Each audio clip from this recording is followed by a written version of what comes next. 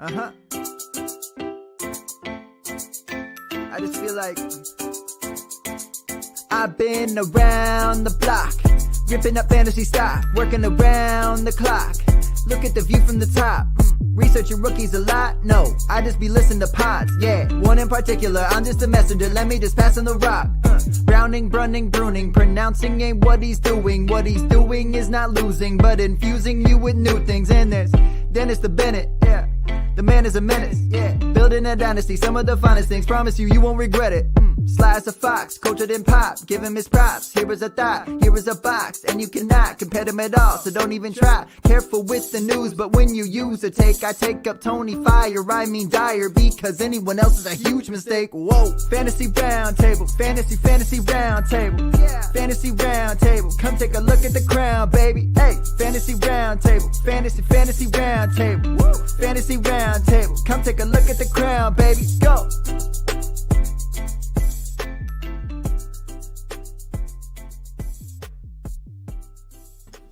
What is going on, everybody? What an amazing weekend of football we were able to witness this past weekend, including the Cleveland Browns destroying the Pittsburgh Steelers. Oh, what an amazing feeling. What an amazing weekend. A lot of great football. You know, a little disappointed, unfortunately, our friend Tony couldn't participate with the Colts pulling off the upset on the Bills, but they played the Bills really good as well.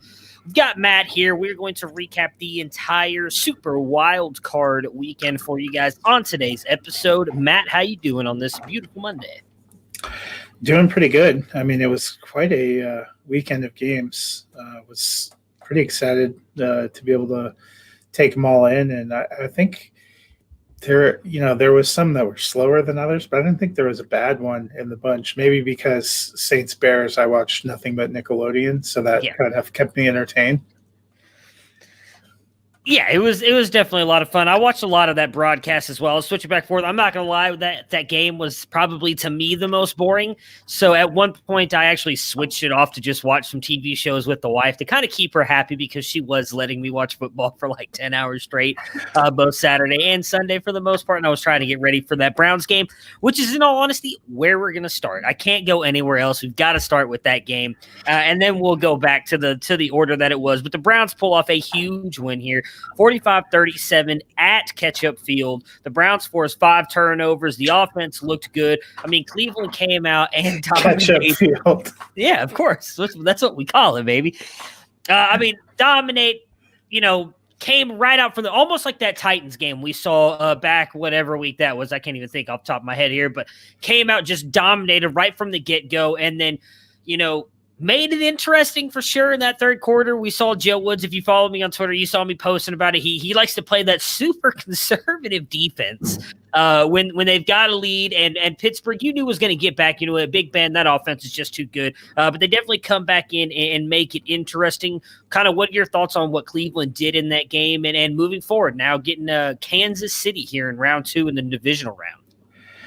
Well, I have to think, I don't know if you're still watching at this point, but it had to have been a highlight of your day to see Ben with the 1,000-yard stare on the bench at the end of the game.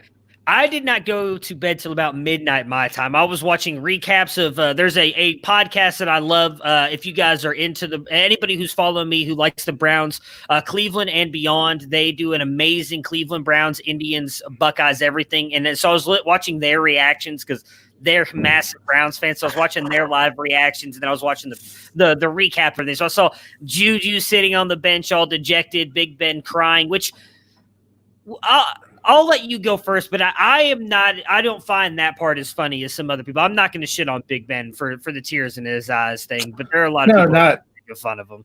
Not funny, but just satisfying probably to see that, It would. 18 years of getting our ass kicked by them. It is a little bit satisfying to be able to get the win.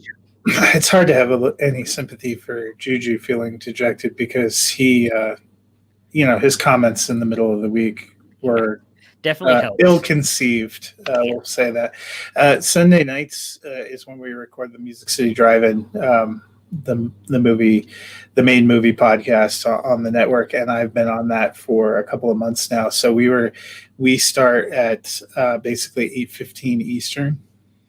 So I watched the kickoff. I had the game on in the background, and we watched the kickoff. And that first snap, as a Broncos fan, brought up some Super Bowl PTSD. But then I'm sitting there, and both Ben and James Conner have a shot at the ball, and they're both on their knees, and they're seemingly looking at each other like, who wants to take it, while the Browns slide right in for a touchdown. So I thought it was a pretty amazing start, but I was basically watching in the background, with no sound on, while I was trying to focus on the questions I was being asked. And just, it was one of the most brutal starts I think I've ever seen any team have. And a lot of it was self-inflicted. It was turnover after turnover, coupled by a great opening game script from Van Pelt and Kevin Stefanski. And the Browns looked like they were ready. They were hitting on all cylinders. They said it was going to be a full go. Don't worry about us not being able to practice. And that it was borne out. But I was, as great as the offense was, I was especially impressed by the defense, which has been ravaged, especially in the secondary, by COVID absences and injuries. And the way they stood tall and were able to make plays was really the difference.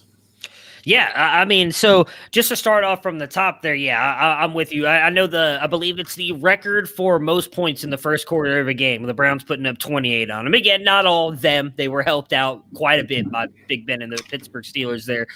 But the defense, I'm with you. A lot of people are saying that this defense isn't good, and I've already said it, and I'm going to say now, I actually think with all the players we're getting back, assuming no more positive COVID tests happen for the Browns, because they've been ravaged the past couple of weeks by COVID. I actually think they match up fairly well with the Chiefs. I do not think it's going to be a blowout. I do think it'll be a good game.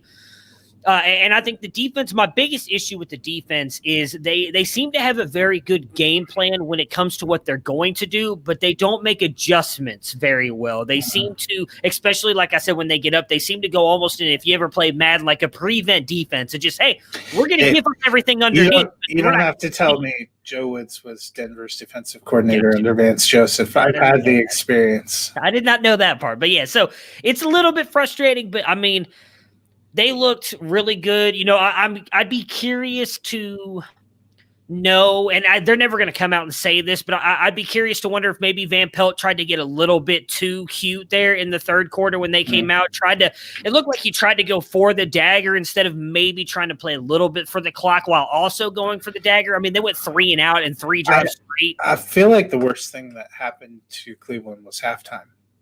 Yeah. Because you have a break, and then then Pittsburgh comes out and score. It was almost like they had to jumpstart that momentum, because when you're starting the game, you come out on fire. You can carry that momentum, especially as you have success. But in the middle, that's what I felt. It was like, they were off the field for a while. They were taken out of rhythm for a while. They had to get it back, and then they were able to execute. Landry made a couple of ballsy catches to get in there, and then Chubb, going down there for the touchdown. It was all like, okay, back on track. Now we've got our momentum, we've got our rhythm, we're in good shape. And I think probably the best thing we've talked about is Baker his greatest area of improvement is not that he's out there slinging it, it's that he's not giving the ball to the other team. Yep. There was no part of me that thought Pittsburgh was going to be able to come back being -4 or -5. No team can be that far into the turnover hole and make it all the way back. And then you combine that with a sort of curiously gutless decision on 4th and 1. If you're way down and you've been getting your butt handed to you, why are you punting? I mean, look, I'm not going to complain about the punt. I'm very happy that they punted. I think – I haven't heard his reasoning. I haven't listened to what the Steelers players have said. I've listened to a lot of what the Browns players said. I would imagine his defense of the punt was, at that point, their defense had pretty much stopped the Browns in that second half. The Browns had not put up a single point leading up until that fourth down. So maybe his thought was, because I think they were only 12 down at that point, and there was still a lot of time left. Like what I was going to say when you said that, made one of us that was not afraid of the Steelers coming back, because I was starting to regret all the shit talking I was doing on Twitter at that point. I was like, oh God, I cursed us because it was pretty. The two most head scratching moments in the game were that punt on 4th and 1. And, that probably was his rationale, but I don't know why you think you're suddenly just a team that put up 35 and was dominating you in all facets became inept overnight. It doesn't happen. They may go through a lull, but if his thought was he was going to prevent them from scoring, that was a gross miscalculation. But the other one is, I thought they went for a 2-point conversion too early. And then when they scored, and now Michael's like, the math tells you 13-point deficit, you go for one. And I'm like, no, it doesn't. And then it comes back, he's like, I don't know what math I was looking at, but it didn't make sense. And Collinsworth just says, yeah, I wondered when you said that. So did all of America. Yeah, I don't know why they went for two that early too. Like I said, I'm not going to hate on them for the fourth down punt. Again, it worked out in the Browns' favor, obviously, because they end up going down and scoring. But I felt like when he did that, when I was watching, I was like, great, that's huge for the Browns defense. We needed to stop because the Steelers had scored on every drive since then. And like I said, the Browns at that point, they had gone 3 and out 3 times in a row. And the first 2 drives was really 3 passes. They gained like 3 yards and and they punted all 3 times. So I was sitting there like, this is when Pittsburgh turns it around. So I'm not going to. Once you start going for 2, though, you're always chasing points. No, yeah, I agree with you on the 2-point conversion. That I would not have done that early. Now, when they got started going later into the game, you needed to make the points that made sense. But I agree with that. First time they did, and you didn't complete it, at that point, you're like, now you just shot yourself in the foot big time, especially with the way that the game had already been going. But outside of that, yeah, I'm with you. I mean, Baker, just to put this out, I mean, for the literally 4th string and 5th string offensive linemen to come in there and not give up a sack, you've just major props to what Cleveland was able to do. I said it earlier in the offseason. I don't think I've brought it up since then, but I'm going to bring it up now. The best move that the Browns made was bringing over Callahan to coach that offensive line, because that offensive line has been amazing. All those guys, I know Callahan hasn't been able to be there all week. They had, I think it was the backup game manager was running the offensive line, but that offensive line was huge last night. Baker, as you mentioned, not turning the ball over, no fumbles, no picks, no sacks. I mean, I think I saw earlier Jake Burns, who does a lot of Cleveland Browns stuff, tweeted out that PFF had him graded as a 90.5 in his first playoff game. Just an amazing game all around. It was great. Maybe what the real key is these guys doing commercials, because, you have Mahomes and Rodgers killing it with State Farm. Both their teams got buys. Baker, been a fixture on our TV, was a fixture on our TV, also killing it. Let's be honest. Baker's commercials are 10 times better than Mahomes and Rodgers. And I like Mahomes and Rodgers, but no. Baker's are 10 times better. But for the Steelers, I mean, again, I really thought they were going to get back into it, especially in that third quarter. They put up like 13 points, and they put up another touchdown in the fourth quarter. Really started to make a game out of it. Ben ends up throwing for 500-plus yards, 4 touchdowns, does get the 4 interceptions as well. Juju, while starting off slow, does end up coming in with a big day, though, for the Steelers. 13 catches for 157 yards and 1 touchdowns. We talked about them coming into this game kind of limping. Did not look good. They lost 4 out of 5. Looked bad at times in this one as well. What are your thoughts on Mike Tomlin, his future, along with Big Ben, Juju, and James Conner? I think at least the last 2 are likely gone for sure.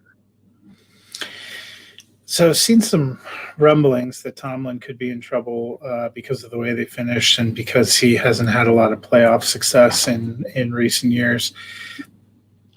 I mean, I suppose that's possible, but I think he'll probably be back. Ben is a curious case to me because physically and stats-wise, I know he had a horrific start to the game in terms of turnovers and stuff, but he's still capable of putting up good numbers, and the team is still better with him than with any of the options they've had, and they're kind of in a no man's land for draft picking. At 12 and 4, they were, I think, the highest. They end up being the highest seed eliminated, so they're either going to pick 23 or 24. That's not a great spot. So I think that's really up to him whether or not he wants to come back. I sort of got the feeling watching the way he was at the end. I felt a little bit like how I felt about Breeze at the end of last year's kind of playoff crumble against Minnesota, that if he walked away, I wouldn't be totally surprised, but part of me thought he wants to go one more time to see if he can get over it. Connor and Juju, I think, are going to come down to what are they looking for in contracts. My gut tells me I think Juju probably goes because I think he'll get some decent offers. Connor is significantly better than any of the running backs they currently have, which isn't to say he's incredible. He is a hometown story. You haven't heard much in the way of him talking about trying to get big deals or big contracts. He's not incredibly durable, though. Of those two, I would be less surprised if he ended up re-signing at some kind of super cap friendly deal because he's been a valuable part of their offense. But it's definitely going to be interesting. I know they said Juju said his preference would be to be back with the Steelers too. I just don't know that cap works. I still think he alongside Johnson and Claypool is better than James Washington alongside Johnson and Claypool, but I don't know if it's good enough. I would imagine he's going to want somewhat of a decent contract. Yeah, I like I said, I kind of think both of them are likely gone. I just don't with the cap space. I'm trying to pull it up right now because I'm pretty sure the Steelers are almost kind of in cap hell. They do not have a lot of room. So I mean, okay, so they're 18th. That's not bad. I thought they were lower than that. They've got that's not great. About $6 million in cap space. Also, traditionally, they don't splash out big contracts even for their own people. And I would think Juju's been good enough. They said something interesting that I thought about last night that we tend to attribute some of his fall off in stats from Brown leaving, but not only did Brown leave, they switched the kind of position he was playing in the offense, which makes me wonder which had a larger impact, and he seemed to be lamenting getting moved inside. So it'd be curious to see if somebody sees something on tape from those first 2 years and what he was and is a contender that needs a receiver. Like, could you imagine him outside opposite A.J. Brown? That would be pretty formidable. There's a lot of places, even Philadelphia, as an outside, he wouldn't have to go that far. Philly's in worse cap health than Pittsburgh is. They're a mess, and we're going to get to obviously the news with them here later. Yeah, I agree with you on that. I honestly think that's the thing because we saw him succeed when Antonio Brown was hurt there and be the number one. I really think, and I was talking back and forth with the Steelers fan last night, saying, hey, like as big of or as a tough a defeat as that was. I still think Pittsburgh has a good team. Juju, I do think, has been hurt more from moving into the slot than being on the outside. I think he's an outside wide receiver. Now, I don't think he's a number one, but I do think he's a viable number two wide receiver. And being on the outside, that's where he thrives. So I think, the cap in Philly is bad. I'm pretty sure they're one of the dead last teams.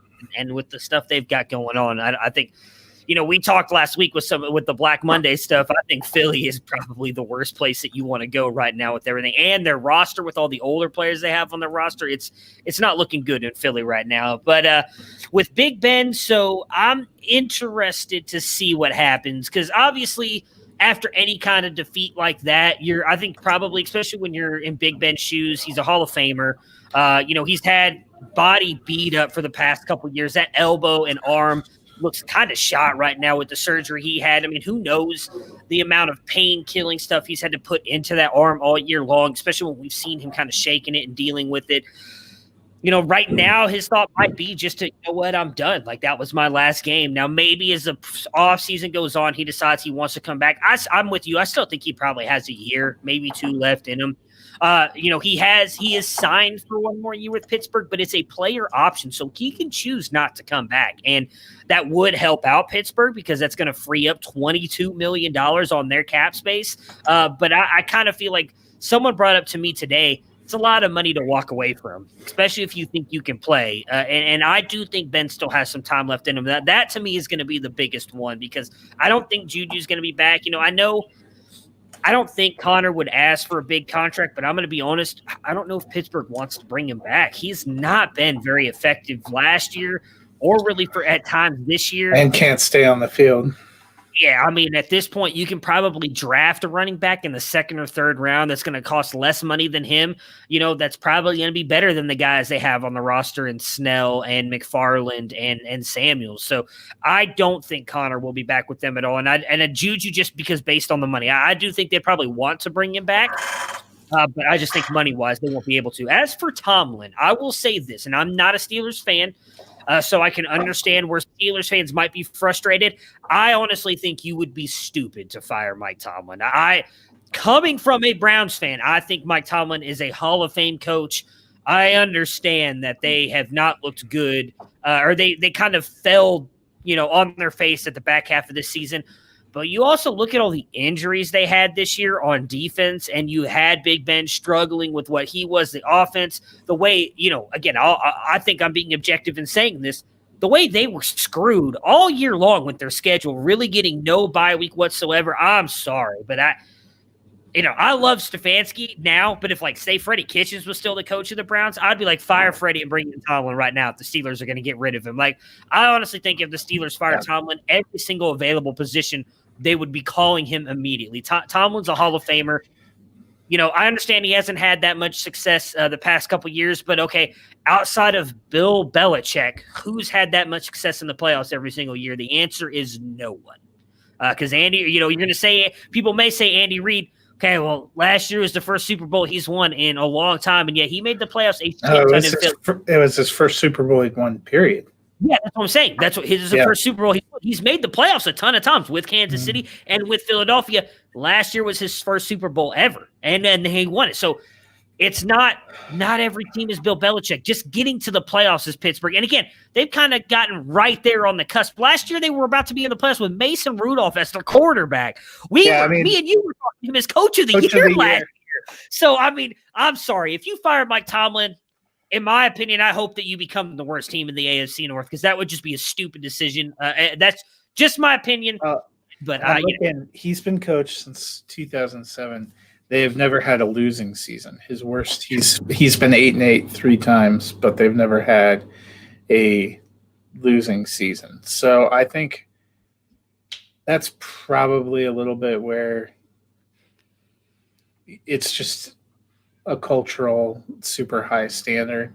Yeah, but okay, I get that part of it, and I don't want to keep talking because we're about to go 30 minutes on one game here, but I get that part of it. Probably the game of the weekend. Yeah. Oh, it was. But I get that you have high standards there. You've won 6 Super Bowls. You've gotten 2 under Tomlin. Cowher was there for what? No, they got 2 under Tomlin, didn't they? I don't know. Let me look. I'm pretty sure it was only 1. You're right. Yeah, you're right. It is only 1 because Ben only has 2, right?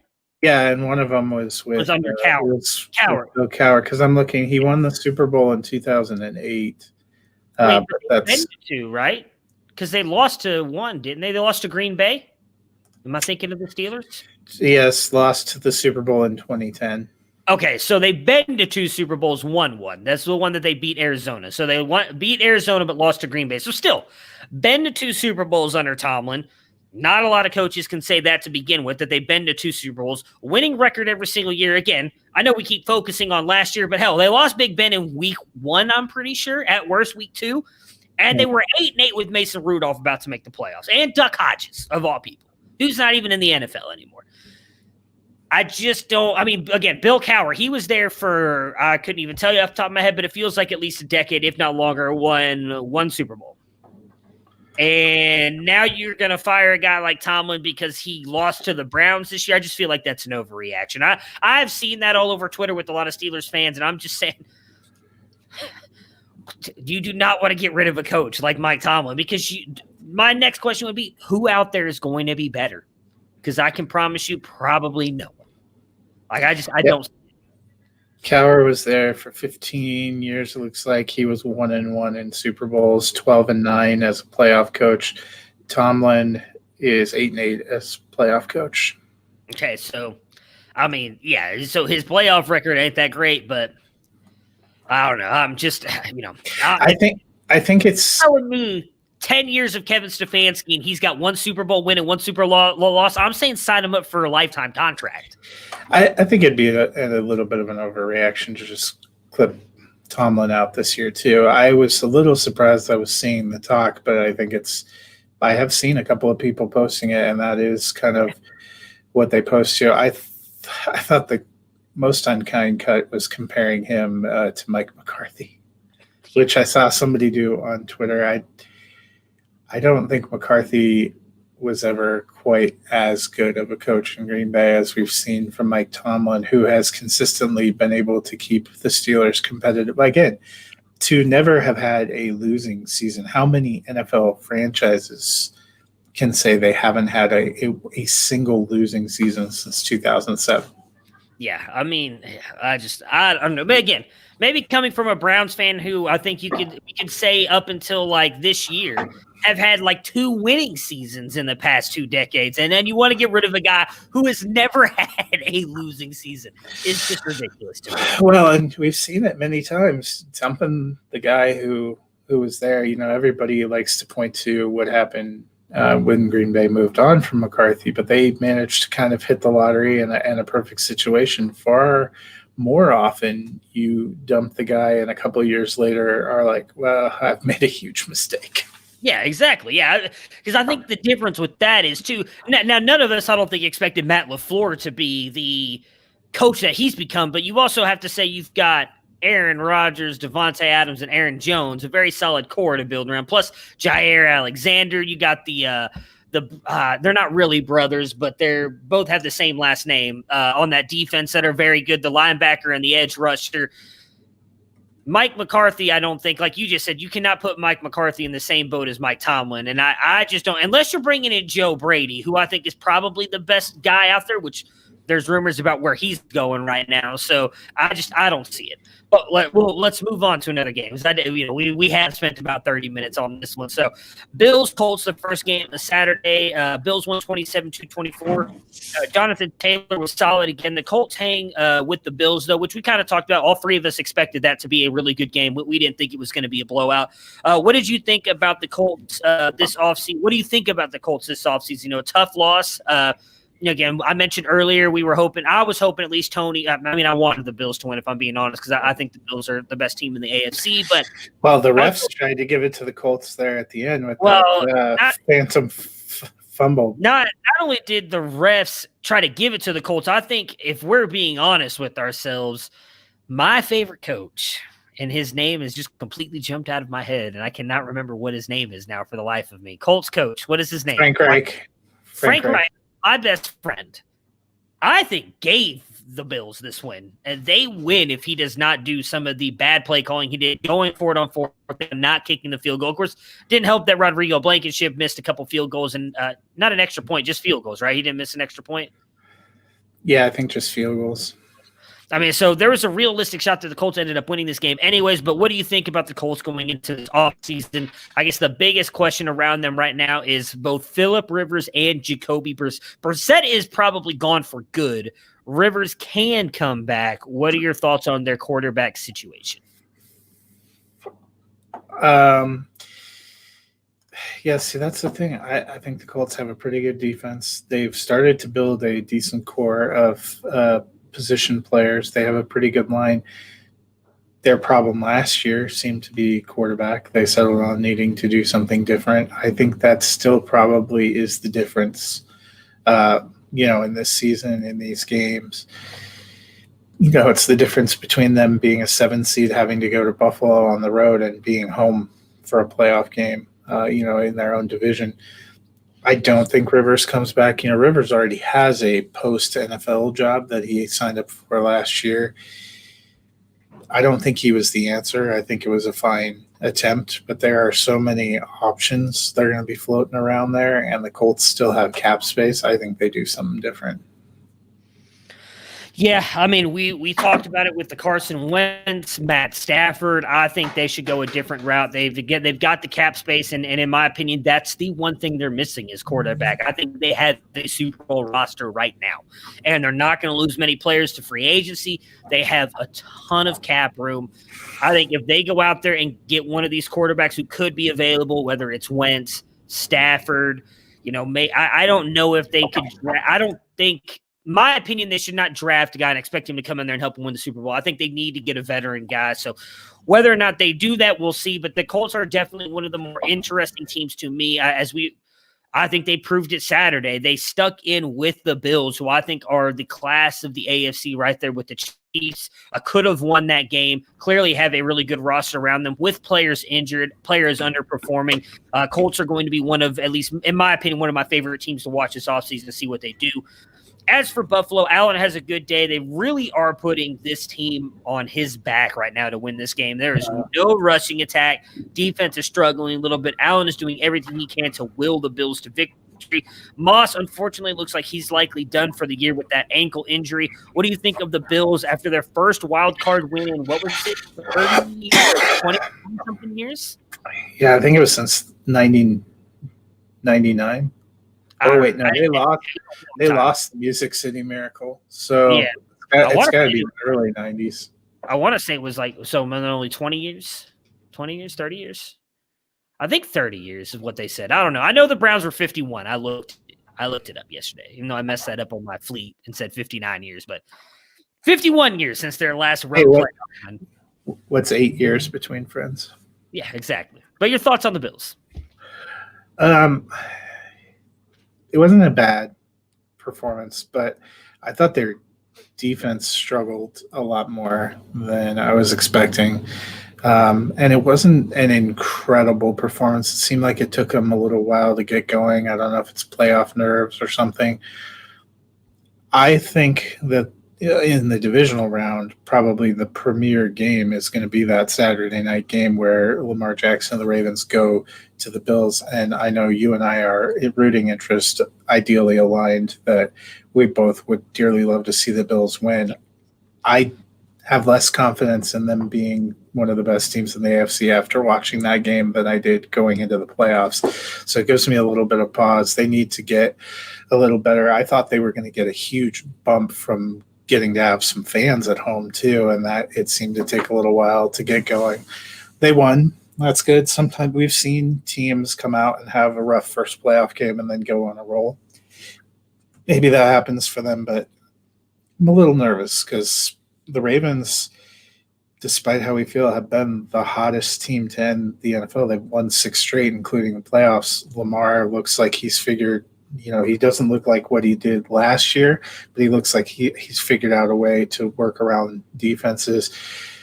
Marquise Brown has become a factor. If Phillip Rivers was making long passes to Jack Doyle and Zach Pascal, I think we'd argue that the Ravens have slightly better receivers than that. So it's going to be a tough matchup. They need to tighten up. It wasn't the greatest performance. Yeah, I'm not going to be as worried. I think a lot of it had to do with them knowing their history. Like we saw them last year do the same thing. They came out, got it big on the Texans, and then let that game slip away. And I think some of that was they came out there knowing, hey, right now, just based on our record, what we've done all year long, we're one of the best teams in the AFC. And then the Colts punched him in the mouth. And I'm sure part of that was one of those things, kind of like at least all us Browns fans were doing last night when we saw the Steelers coming back. It's like, oh my God, here we go again. And I'm wondering if maybe the Bills players kind of felt that and started to get a little bit tight. There were times that Allen looked like he was getting tight, and then toward the end of that game for like that drive that obviously gave them the lead, looked like he'd finally be like, all right, look, I'm going to put this team on my back and win this game. I'm with you. Obviously, Baltimore, they're peaking at the perfect time, so it's not going to be an easy game. Do think it's going to be the best game of divisional. I think, in all honesty, both of the AFC games are the ones I'm really looking forward to. I'm not really that interested in the NFC. I don't know.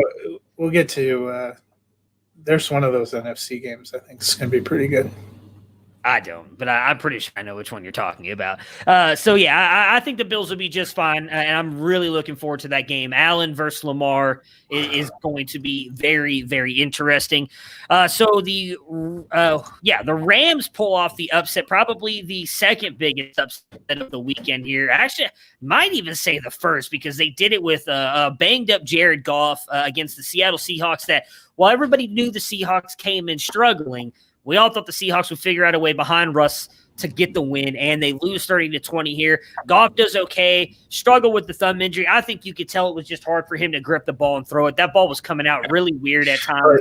He was 12 days removed from breaking his throwing hand, which then had to have surgery and put 3 pins in it. The fact that he could take a snap and throw a ball down the field, I found incredibly impressive. Yeah, the fact that they did not let Blake Bortles be active, I found incredibly stupid. Yeah, I think, in my opinion, you've got to give Goff all kinds of credit for being able to gut through something like that, because as someone who's broken his thumb, trying to do stuff like that is not fun. It is very painful. For him to go out there and figure out a way to lead the Rams to a victory is amazing. Aaron Donald, Cooper Kupp both get banged up. I heard this morning that Aaron Donald looks like he's going to be good. They did X-rays, MRI on his ribs, no structural damage, so he should be good to go. The Rams offense, they're going up against the Packers now because they won. All of us thought maybe it was going to be the Bucs-Packers, but the Rams pull off that win. What are your thoughts? I think this is going to be, of course, it's going to be a crap game, but I think the Packers are going to not have an easy time with this one, but I think they're going to win it. One thing that goes in their favor, the Packers of the remaining NFC teams have the worst rush defense, and the Rams have really gotten Akers going and have been able to lean on Akers, so that's one thing in their advantage. And the other thing is it's going to come down to, can that defense continue to play the way they've been playing, because they've single-handedly won the game against Arizona to get them into the playoffs, and that playoff game, they confused Seattle. They scored the points. They were like, hey, look, we saw Goff throw. We better go score some points. So Ramsey's going to have to be tight on Devontae Adams. And the thing about the Packers, if you can stymie their running game and you can actually cover Devontae Adams, you can take them out of what they're doing. We saw the Bucs manage to do that earlier this season. The games that the Packers have lost, that's been the formula. That's a tall order, but it's possible. I don't think, I still think Packers win. I think the Packers are a better team, but it's, it doesn't seem insurmountable. Yeah, I mean, with looking at it, I do think it has a chance to be a good game. I mean, the biggest That's not the game I was thinking of. I know it wasn't. I know. The fact that the Seahawks could not stop the run, knowing that that's pretty much all the Rams had, is just embarrassing, in my opinion. Well, and that's why Seattle this offseason, we can make the jokes we want to make about let Russ cook, and obviously, I do have to wonder that in the middle of the season, people question whether Russell Wilson got a concussion that went undiagnosed. He did not seem like the same player in terms of the speed of decision making and where to make decisions. I don't know what all was going on, but their defense, Seattle used to have a lockdown defense. Even last year, their defense was a big part of their success. That defense has been erratic and unreliable. That they have to address in the offseason. Yeah, I mean, again, we'll do our picks and everything on Thursday, but I mean, if you're giving me Rams, Packers, and Rams defense, I mean, they talked about it multiple times. This is the number one defense in the league right now, so I do think it will give Green Bay fits, but give me 12, man. 12 is going to find a way to get done. I really believe in what he's doing right now. As for everything Seattle, would have to break right for the Rams. Yeah. You mentioned it. Wilson struggled. He's been struggling. DK, though, still has a big day against Jalen Ramsey, which was kind of the premiered matchup everybody was talking about going into the game. Those two talking about how much respect they had for each other. I love DK, so it was cool to see him go off in this one. Seattle really faded toward the end of the season. Is it a cause for concern for you? And do you think Carson will be back in 21? I will say, kind of to what we were just talking about with Russ cooking this year. Pete Carroll has already come out and said that they are going back to a more the offense next year. So, which is I feel like as long as Carson isn't asking for a ton, that he is going to be back, because as much as Dennis has a Rashad Penny tattoo right over his heart, I don't think Pete Carroll feels the same. DJ Dallas, they need, I think there was some hope he would develop into a pass catching running back. That does feel like a little bit of an element that's missing. They did an experiment with Greg Olsen. Not sure that was working. They have two decent receivers. They probably need a little work on the offensive line, but I still think defense to me is something that has to be addressed. Yeah, it has not been good really since they let all those guys go. That we saw those guys kind of got into whatever was going on with Pete Carroll. We heard all the rumors that it seemed like Carroll chose Wilson's side on everything going on there, and that defense has not been the same.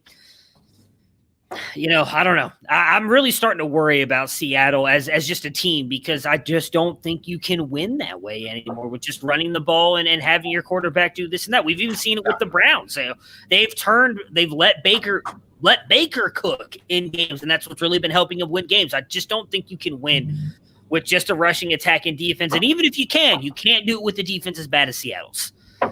Yeah. All right. The other game, which ended up being a pretty good game, all things considered.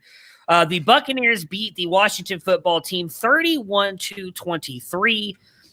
Brady, 381 yards and 2 touchdowns. Ronald Jones got hurt again, but we saw the Bucs come out there in a close game, get the win. Now they get New Orleans for the third time this year. Yeah. So I know this is the game you're talking about, and I don't think it's going to be a good game. I will say that the team that has swept the series, going up for the third time in the playoffs, has won that 65% of the time. So not a huge margin. That's still fairly close. But I'm going to say what is it, Tyler or Taylor Heinicke? I know Heinicke's last name. I can't remember what his first name is. Taylor Heinicke. What Taylor Heinicke did against that defense, I think just proves that defense is not as good as everybody was saying it was. And I pointed out on the podcast last Thursday that the teams they played to end out the season were not good teams. They put up a lot of numbers and a lot of points against not good teams. You're getting a completely different New Orleans Saints team coming in. I don't expect it to be the blowout that it was, whatever it was, I think on Monday night when the Saints blew them out like 35. I think it was Sunday night. Okay, Sunday night. I just remember they I turned the game up like halftime. It was bad. I expect it to be a good game, but I'm not feeling as good about it as you are. It is hard to beat a team 3 times and to knock them out. And I still think Tampa Bay has that blowout was a wake-up call. The first game of the season when these teams matched was one of the better games still that I saw in 2020, and I watched a lot of it. The Saints are starting to get their players back and healthy. The Buccaneers are starting to turn it on and figure it out. I think it's going to be an interesting and good playoff game. Oh yeah, I think it'll be a good game. I just if you were asking me to pick now, I'm taking the Saints, and I have like no reservation in my mind about it whatsoever. Well, I mean, I have the Alvin Kamara tattoo over my heart, so I'm probably taking the Saints too. I don't think that it's ever going to be possible in my lifetime for me to actively root for Tom Brady. So, but I do think he has looked good. They think they have figured some things out. Yeah. Also, what did Rob Gronkowski do to personally offend him to the point where he decided to make Cameron Brate look like an all-star? Yeah, I don't know on that. It just seemed probably one of those games. Everybody was in on Gronk, and then, of course, next week he'll have the big game there against the Saints. On Washington's side, before we move on to the next game, Heinicke did look good here. Good young core. Ron Rivera has, you really built this team up good. They've got a really good defense, good young players on offense. What is, I guess, the big key you think for Washington moving forward? I think they got to find a quarterback. I know I saw a lot of people talking about Heinicke is the guy now. I love what he did. I thought it was amazing. I hope they keep him under contract. I think he is an ideal. I mean, he would be a great backup. I don't know that I think he's a franchise quarterback. You want to keep him and give him a shot to compete, that's fine. Whether it's through the draft or free agent, seems like Alex Smith probably going to hang it up. And you know what? He was a great story this year, but I would love to see him retire before something happens, because I think you felt a little bit the same way. It was great to see him out there succeeding, and every time he took a shot at the legs, you were like, please, God, get up. Yeah. And I think that's got to be wearing on him. He's getting older. He was never like an elite quarterback. He was a great competitor and game manager, and we saw that again. And I'm glad he managed to make his way back and get that team to the playoffs. I think it's a great note to end on. But they got to do something. I think they're another team. There are a few of these teams where they have a lot of good pieces, Yeah. but you can only go so far if you don't have a quarterback. And their division, especially with what's going on with Dallas coaching and with what we'll talk about with Philly coaching, is wide open. They could easily go right back to being on top, but they need stability at that position, somebody who's going to help these young pieces grow. And I think they need another receiver that you can rely on opposite. I like what they've got with Logan Thomas. Antonio Gibson and McKissick have been great. Terry McLaurin's great. I think they need another receiver and a quarterback.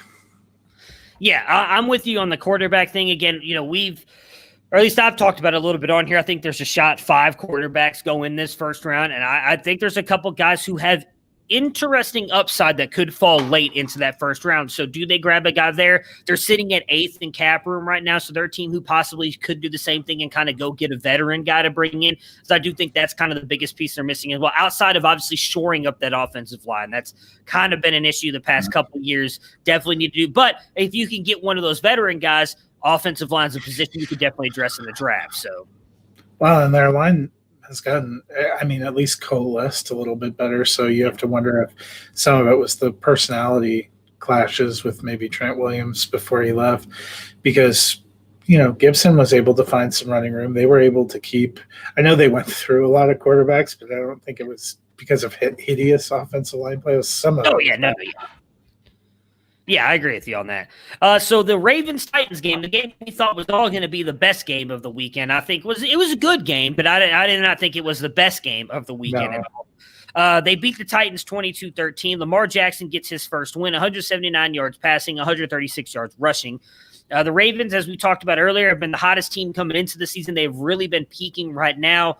We've already kind of talked a little bit about what we expect for them going into Buffalo. So do you have any other thoughts on them? Yeah, I think it's going to be an incredible game. They picked the right game, I think, to put in the primetime slot on Saturday night. That's going to be a fierce battle. Yeah, it's going to be a great game. I will say, I don't know, maybe it's just because I'm a Browns fan, so it's hard for me to root for the Ratbirds. I hate Marcus Peters, man. He's just so annoying. I have to be honest. It's the potential out there for me to end up having to see the Ravens versus Tom Brady in the Super Bowl gives me a huge moment of pause. I was so excited about the playoffs. And if you're telling me that's what I've got in the Super Bowl, it's like trying to choose which foot I would like to have cut off. Yeah, trust me, I don't want to see either one of those happen either. I hate the Ratbirds, and I'm not the biggest fan of Tom Brady either, so I would hate to see that happen. It's going to be a good game. Like I said, it's the Saturday night game, right? That's what you're saying? Yep. It's the NBC Saturday night game. Which is perfect because I've got to do something earlier in the day, which is the Packers game, if I'm remembering correctly. So I might not get to see a lot of that game. So, yeah, the Sunday games are Chiefs in the early window and Saints in the late window.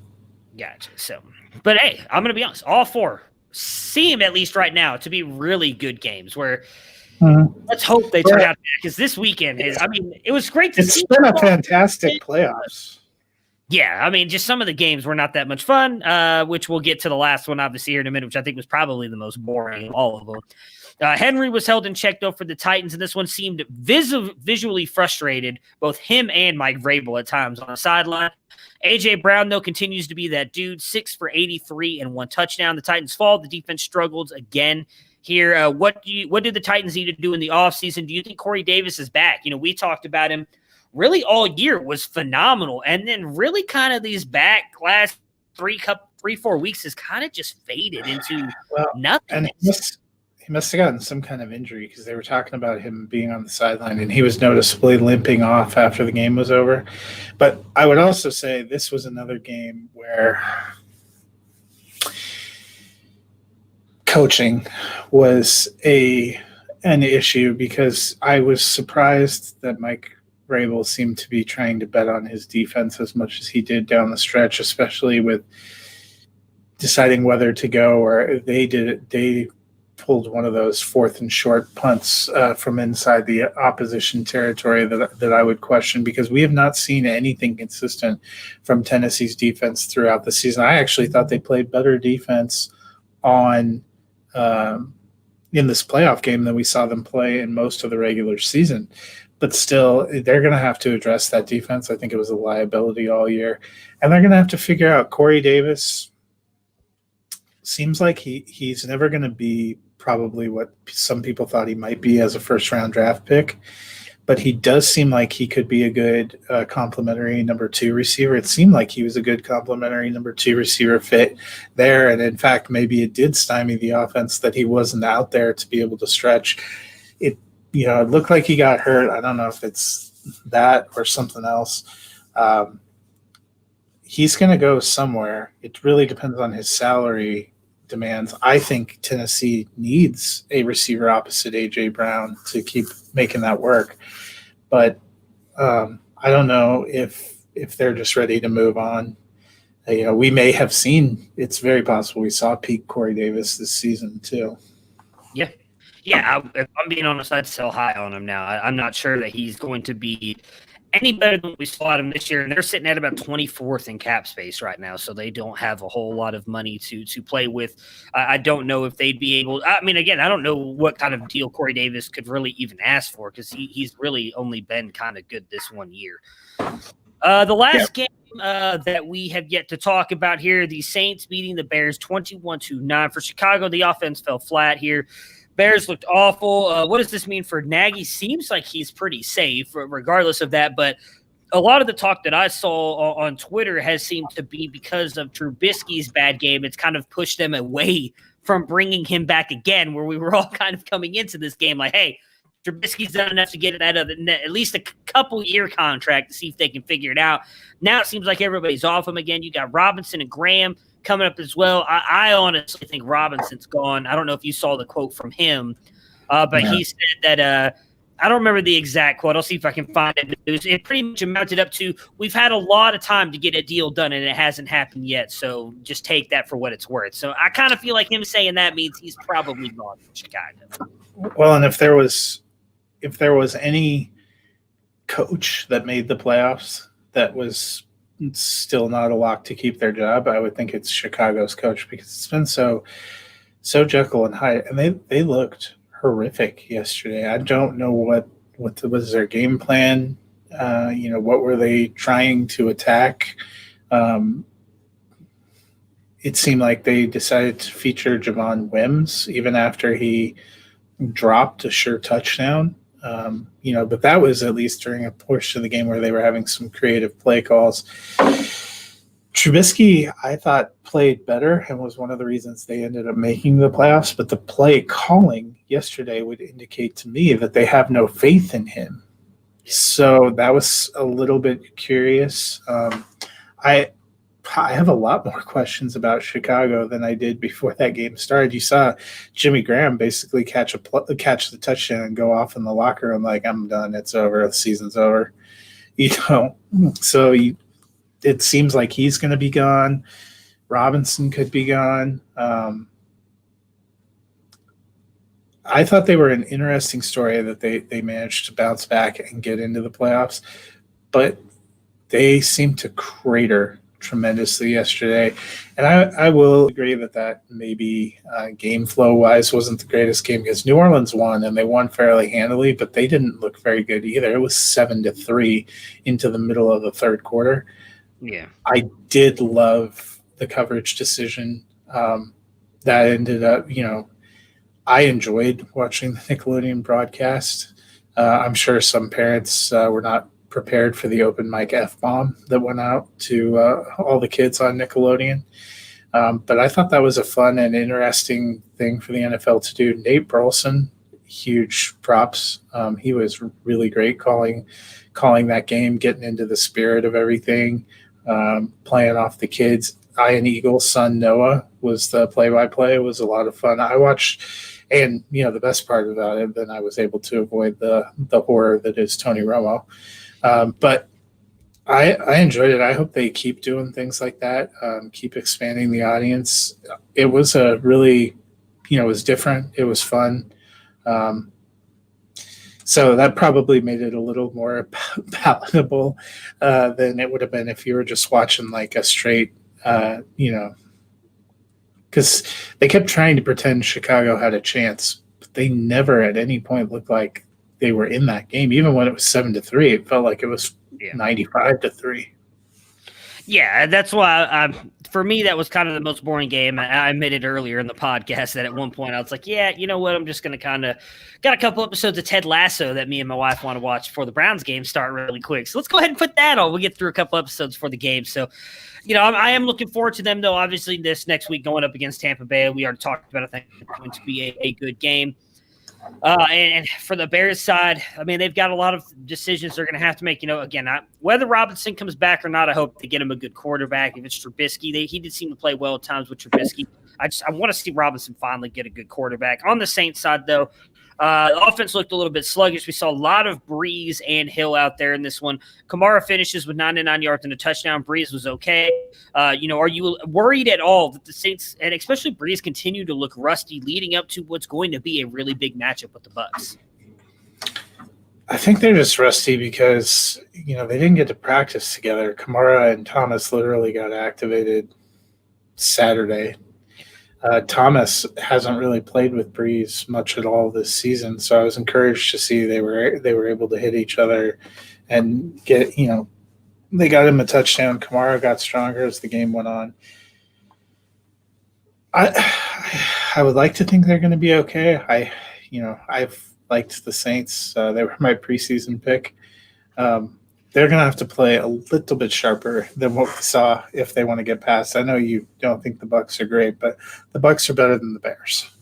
Oh, no, I agree with you. At least the offense is better. I don't think the defense is better, but the offense is better. And so it's going to definitely be a better game than what we saw out and Trubisky got his most valuable player, which probably the only downside to the Nickelodeon broadcast is apparently we didn't explain football well enough for people to not realize that Mitch Trubisky was not the MVP of that game. Yeah, that was probably the most embarrassing part of that. All right, so a couple quick notes before we get out of here. Obviously, the big news that came out a couple hours before we started recording, Doug Peterson is out in Philly. Kind of surprising in my opinion. Like we all kind of talked about it might happen. I was a little surprised that it did happen. I know Jeffrey Lurie came out and said that it was a difference or he didn't believe in the vision that Doug Peterson was selling and how he was going to fix the team. I saw Doug Peterson point out that he didn't like that he was always being told what to do by everybody else instead of letting him do what he wanted with the team. Going to be interesting. I think the more interesting thing, I don't know if you've heard the rumor of who they're looking to replace Peterson with, but it's Adam Gase. So we'll see how that works out for the Eagles. I know.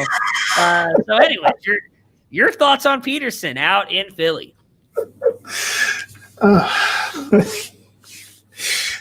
mean, I'm mildly surprised because it hasn't been that long since they won the Super Bowl. And, I mean, they were in the playoffs every year since that, except for this year. I know they cratered a little bit this year.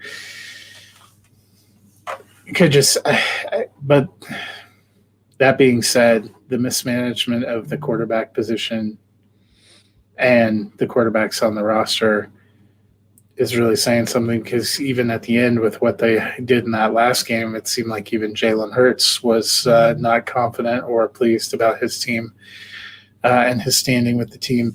That's kind of a problem. It's interesting. Maybe they needed to move on. It sounds like both of them were dissatisfied with each other, and it'll be interesting. If I'm just really thrown by Adam Gase. Well, now I'm seeing that might have been a fake account thing, but the person who reported it has a check mark, so I imagine they're not just saying that to say that. So when Jason Garrett ends up in Los Angeles with the Chargers and Adam Gase ends up in Philadelphia. He was the other one that's being said to get a shot at an interview, at least for the job. Was Adam Gase and Jason Garrett were two of the coaches that are being strongly considered for head coach of the Eagles, because what it says in here, Adam Gase, who is a QB guru, to come fix Carson Wentz. It's just what it says.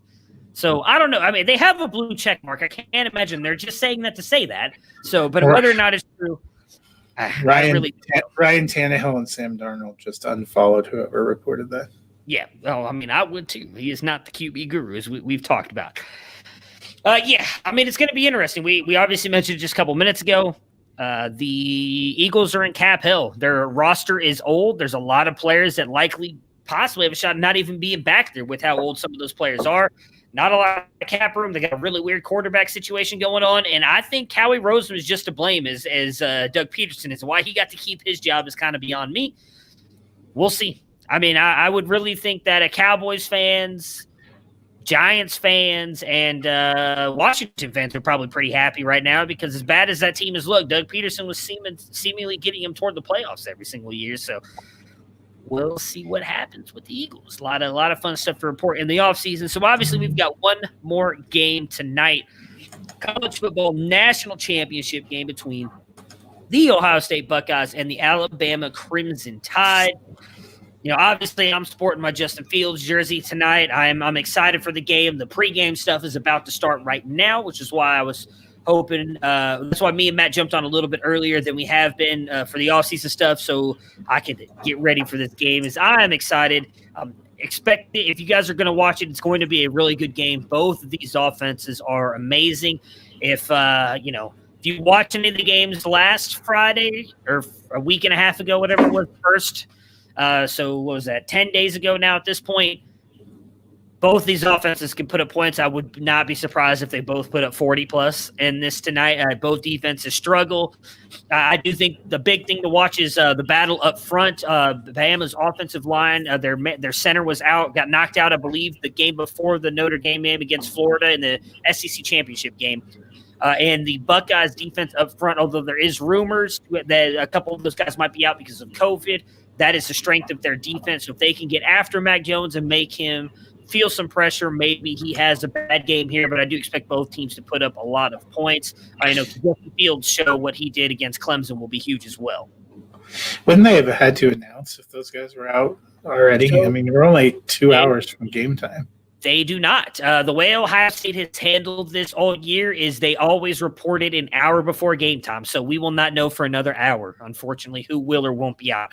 We do know of a couple players who are out. That is only because they have posted on Instagram that they are not with the team and they are upset that they're not in Miami. And it's been proven. They both of them posted on their own Instagram accounts that they tested positive for COVID. But there's been a rumor going around for about a week now that there could be 3 starters out on the defensive line. And Ohio State all year has not talked about that at all until an hour before game time. Just like last week or 10 days ago against Clemson, we didn't know about some of the defensive starters being out until literally an hour before kickoff. So we'll likely find out that information within the next hour. I'm watching the pregame stuff right now. They're showing players walking in.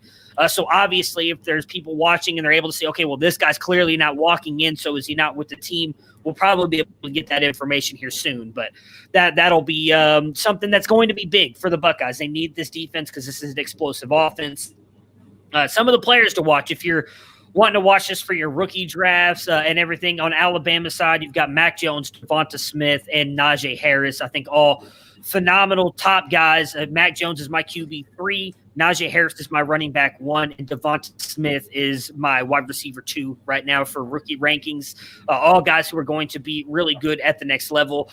Defensively, I'm not going to lie to you. I don't pay that close attention to the defensive ball, but defensive side of the ball, at least for IDP stuff for fantasy. But if you're talking Alabama, their cornerback, Patrick Surtain, is probably the top cornerback off the board. So you got him is likely going to lock up with Chris Olave. For the Buckeyes side, Chris Olave, my wide receiver 8 right now for rookie rankings. For the Buckeyes, you've got Justin Fields, QB1 in your hearts on my jersey. On my QB board, I'm taking him over Trevor Lawrence if he can have another big game here tonight. Trey Sermon, who has just really come on as of late, has jumped up to my RB5. He was my RB12 earlier in the season, so that's how much his stock has jumped. No, he's really shown that he's the running back we thought he was going to be coming into the year. He's finally gotten that chance to play. Has looked amazing. And Master Teague, I don't know if he'll play tonight. He's not a guy I think is really going to be that big. for the NFL. But you got 2 tight ends as well, Jeremy Ruckert and Luke Farrell, who have NFL upside. Jeremy Ruckert is a guy, I think right now he's my tight end 5. He could easily be right there, tight end 4. I don't think he's quite as good as the top 3 guys in this class, but should be a lot of fun tonight. Going to be a really good game. Obviously, I'm leaning one way, not going to get a lot of sleep because I imagine this game's not going to end until probably my time. So. I know if we thought those NFL playoff games were long, the college ones always seem to be like an hour and a half longer. Yeah, it's ridiculous. I was talking to someone about that earlier today. Obviously the Buckeyes weren't in it last year. I had no rooting interest in the game, so I turned it off at the 4th quarter last year, and it was like 11 o'clock, and there was still like 8 minutes left to go. It's like 30 minutes. So look, sleep is for the weak. Oh, I agree with you. I've got some coffee lined up, and if the Buckeyes win, it's not going to matter. Just like I'm not even like I told you earlier in the podcast, I didn't go to bed till midnight my time. I get up at 3:30 to go to work. I'm still riding the high of the Browns win. I have not felt tired at all day. So if the Buckeyes win, I'm going to be great. Now I'm going to crash once Tuesday afternoon comes and I get home from picking up my kids. But I can't wait. If you guys follow me on Twitter, you'll see hopefully a whole lot of very good reactions because it'll be a lot of fun. Bad stuff, Daddy, why are we going to bed at 4:30 p.m. today? I've got breakable stuff all lined up so I don't break a TV like all those Pittsburgh fans, which is just I don't understand, guys. Yeah, why take it out on the TV? You're just hurting yourself. Yeah, exactly. But that'll do it for us today. If you guys do watch the national championship game, enjoy it. Me and Matt will be back with Dennis on Thursday, right? We're doing Thursdays now? Correct. Yeah. Thursdays, we will talk about any NFL news that's happened between now and then, and we will obviously preview the divisional round with the Cleveland Browns in the divisional round of the playoffs. And I'll have an update on the standings in our playoff challenge. Oh, yeah. Well, I'm pretty sure I probably did really shitty this weekend. So I'm not. Well, I'm also going to score because we started last week that weekly competition that you were in. I'll score our teams. See where we're at. Shitty in that too because I was really happy about Derrick Henry. Did shit. So yeah. Anyways, enjoy the game. At least you won't face that challenge this week. That is true, and we will see you guys again on Thursday.